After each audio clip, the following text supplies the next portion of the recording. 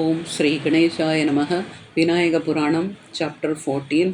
கிருச்சமதரின் கோபம். முதல் நாள் அரசனை காணாது வருத்தத்துடன் ஊர் திரும்பிய மந்திரி பிரதானிகள் விடிந்ததும் படை வீரர்களுடன் மறுபடியும் கானகத்துக்கு வந்தனர். ஒவ்வொரு இடமாக அவர்கள் தேடி வரும்போது நாரத மகரிஷியுடன் இருந்த அரசனை கண்டு அவன் அருகில் வந்து பணிந்தனர். வேந்தே, நேற்று தங்களை விட்டு பிரிந்தது முதல் எங்களுக்கு நிம்மதி இல்லை. தன்னந்தனியாக பிரிந்துவிட்ட தாங்கள் எந்த திருஷ்ட மிருகத்திலும் சிக்கிக் கொண்டீர்களோ என்று அச்சம் கொண்டிருந்தோம். உங்களை கண்ட பின்னர் தான் எங்களால் நிம்மதி கொள்ள முடிந்தது. தாங்கள் நேற்று முழுவதும் எங்கிருந்தீர்கள்? தாங்கள் தேகம் திடீரென்று இவ்விதம் மாற காரணம் என்ன? தயவு செய்து சொல்லுங்கள் என்று வேண்டினான். ருக்குமாந்தகன் அவர்களுக்கு நடந்த சமாசாரம் அனைத்தும் தெரிவித்து, நான் இங்கிருந்து நேராக கதம்பவனம் போகின்றேன். அங்கே சென்று சிந்தாமணி விநாயகரை பணிந்து என் வியாதி நீங்கிய பின்னரே ஊர் திரும்புவேன் என்றான். பின்னர் அரசன் பரிவாரத்தோடு கதம்பவனத்தை அடைந்தான். கணேசகுண்டமாகிய சிந்தாமணி தீர்த்தத்தில் நீராடி புத்தாடைகளுடன் சிந்தாமணி விநாயகரை தியானித்து தந்தையால் உபதேசிக்கப்பட்ட விநாயக மந்திரத்தை ஜபித்தான். முகுந்தையின் சாபத்தால் அவன் உடலில் ஏற்பட்டிருந்த வெண்குஷ்டங்கள் மறைந்து அவன் உடல் தேஜோமயமாக பிரகாசித்தது. அப்போது தேவகணங்கள் ஆகாய மார்க்கமாக விமானத்தில் வந்து இறங்கினர். அரசனிடம் வந்து, வேந்தே, தங்கள் பக்திக்கு மெச்சி தங்களை அழைத்து வருமாறு விநாயக பெருமான் எங்களை அனுப்பினார் என்றனர்.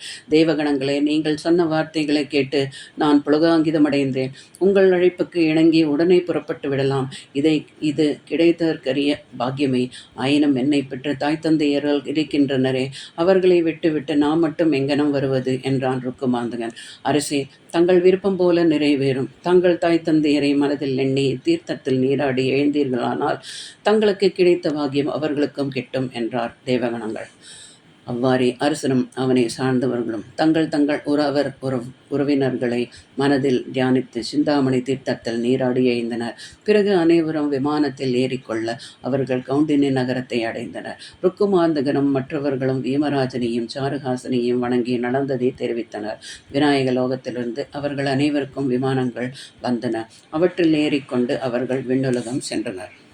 இது இவ்வாறு இருக்க, ருக்குமாந்தகனால் மறுக்கப்பட்ட முகுந்தை விரகதாபம் மேலிட்டவளாய் நந்தவனத்திலே அலைந்து திரிந்தாள். ருக்குமாந்தகன் நினைவு அவளை பலவாறாக வதைத்தது. அவனை அடைந்து சுகம் அனுபவித்தால் அன்றி உயிர் பிழைக்காது என்ற எண்ணும்படி அவள் வேதனையால் தவித்தாள்.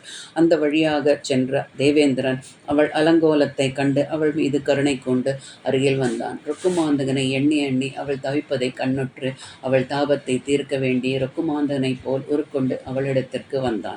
அவளை கண்டதும் பரவசமுற்றவளாய் முகுந்தை ஓடி வந்து தழுவிக்கொண்டாள். மன்னவா, என்னை இவ்விதம் தாவமடைய செய்ய வேண்டும் என்ற விருப்பத்தில்தானே நான் அழைத்ததும் தட்டிச் சென்றையோ? அப்பப்பா, நான் படுகின்ற வேதனைகளை நீ எப்படி உணர முடியும்? இப்போதாவது என் மீது இரக்கம் கொண்டு திரும்பி வந்தாயே என்று பரவசமாக பேசி அவனை கட்டித் தழுவினாள். இந்திரனும் அவள் மனத்துயிரை போக்க விரும்பி அவளை பலவிதத்திலும் கொஞ்சி அவளோடு கூடி கழித்தான். முகுந்தையின் தாபம் தணிந்ததும் இந்திரன் அவளிடம் விடை பெற்று தன் ஏற்படும் திரும்பினான். முகுந்தை ஆசிரமத்துக்கு திரும்பி வழக்கமாக தன் பணிகளில் ஈடுபட்டாள். நாளடைவில் அவள் கர்ப்பமுற்றாள். அவள் உதரத்தில் வளர்ந்து வந்த கரு இந்திரனால் ஏற்பட்டது என்பதை அறியாது கவி முனிவர் தமக்கு குழந்தை பிறக்கப் போகிறது என்று மகிழ்ச்சி கொண்டிருந்தார். சுபவேளையில் முகுந்தை ஆண்மகவனை பெற்றெடுத்தாள்.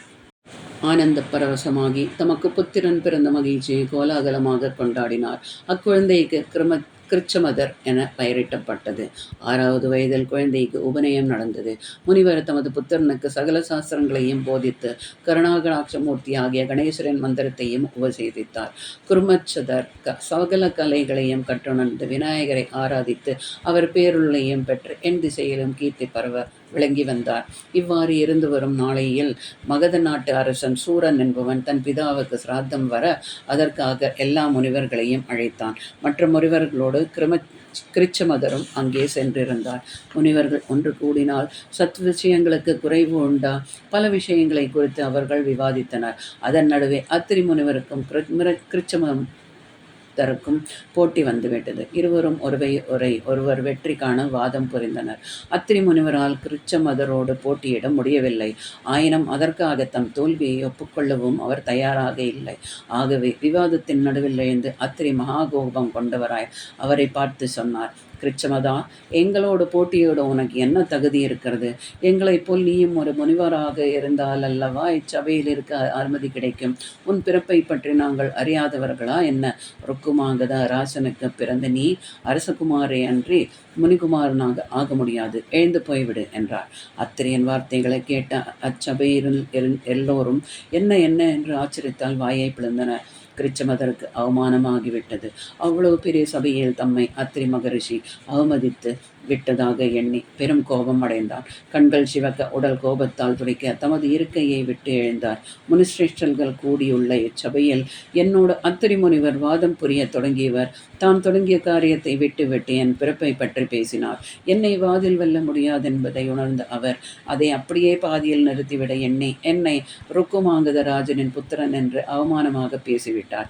இனி இச்சபையில் நான் கலந்து கொள்வது என் கௌரவத்துக்கு பங்கமாகும்.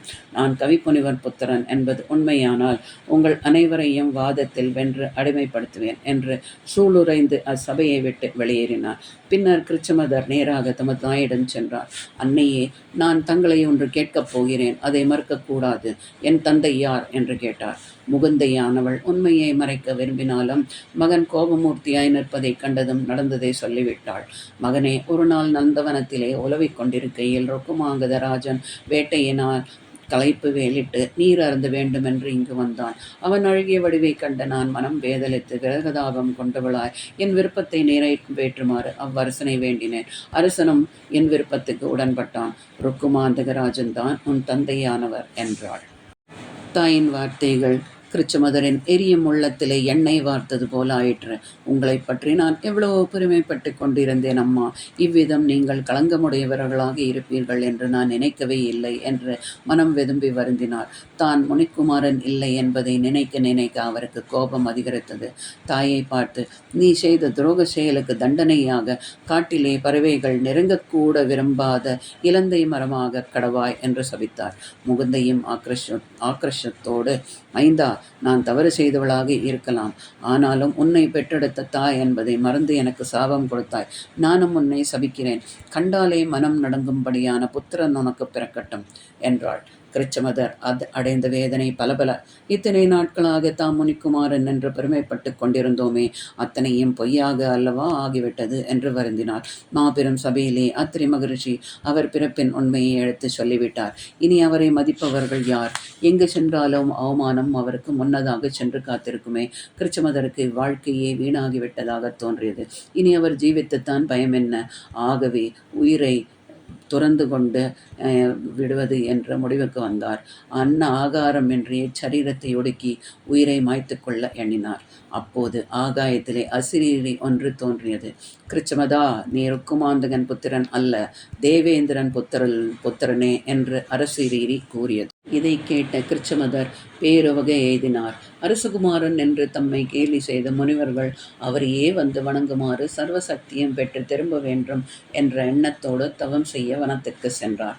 கானகத்தை அடைந்த முனிவரும் விநாயகரை மனத்தில் தியானித்து 16,000 வருடங்கள் கோரத்துவம் செய்தார். அதன் முடிவில் விக்னேஸ்வரரும் 10 கைகளோடும் மதம் பொழிகின்ற யானை முகத்தோடும் சித்தி பொத்தி இருவரும் இரு பக்கங்களிலும் இருக்க சிங்க வாகனத்தில் ஏறி கோடி சூரிய பிரகாசராக கிருச்சமதருக்கு தரிசனம் தந்தார். முனிவர் விநாயக பெருமானை வலம் வந்து நமஸ்கரித்து, தேவதேவா, உமது பிரகாசம் எனது புறக்கண்களை பார்க்க கூடாமல் ஒளி இழக்கச் செய்கிறது. தயவு செய்து எனக்கு அகக்கண்களை தருவீராக என்று வேண்டினார். அவ்விதமே விநாயகரும் அருள கிருச்சமதர் அவரை கண்டு கழித்தவாறு பலவாறாக பிரார்த்தித்தார். தேவதேவா, எத்தனையோ பிறவர்களில் மானிட பிறவி மிகவும் அரிது. அதிலும் சிற்றின்பங்களை துறந்து பேரின்பம் ஒன்றையே வேண்டி நிற்கும் எங்களுக்கு தங்கள் திருவடிகள் நீங்காத பக்தியை அருள வேண்டும். தங்கள் அருளை தியானித்து தவம் செய்த இவ்வனத்துக்கு புஷ்பகவனம் என்றும் இத்தலத்திற்கு புஷ்பகநரம் என்றும் பெயர் நிலைக்குமாறு அருள்வீராக என்று பிரார்த்தித்தார். விநாயகரின் அருள் பெற்ற கிருச்சமதர் அவ்விடத்தில் அப்பெருமானுக்கு ஆலயம் ஒன்று எடுத்து அதில் கணபதியை பிரதிஷ்டை செய்து ஆராதனை செய்து வந்தார்.